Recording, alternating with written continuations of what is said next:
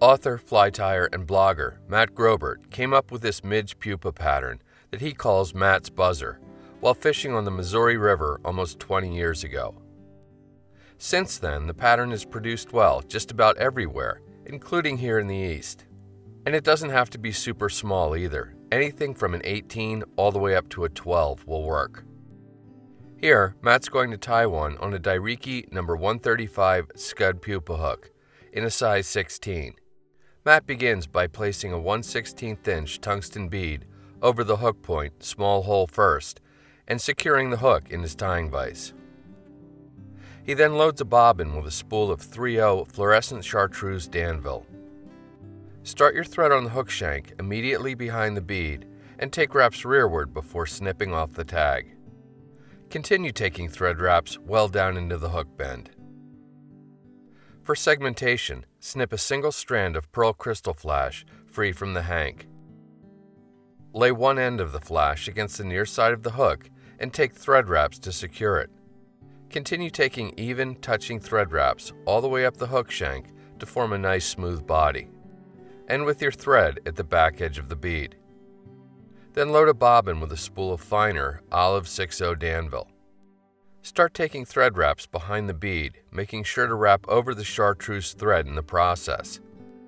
Next, carefully snip the tag end of the 6/0 off close, and then cut free the chartreuse thread.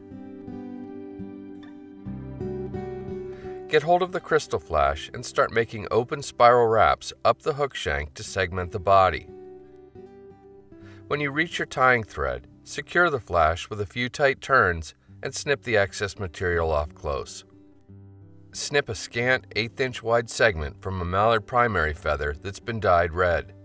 You can also use a short length of red floss or flexi floss if you like. Lay the tip end against the near side of the hook and take a few thread wraps to secure it. Then snip another quill segment the same width as the first and lay it against the far side of the hook. Then secure it with thread wraps. Build up the thorax a bit with wraps of tying thread going all the way back to above the hook point.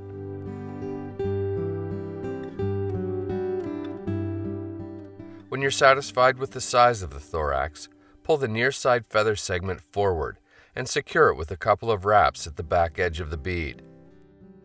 Next, do the same with the far side. Take a single wrap in front of both segments but behind the bead, and then snip the excess off close.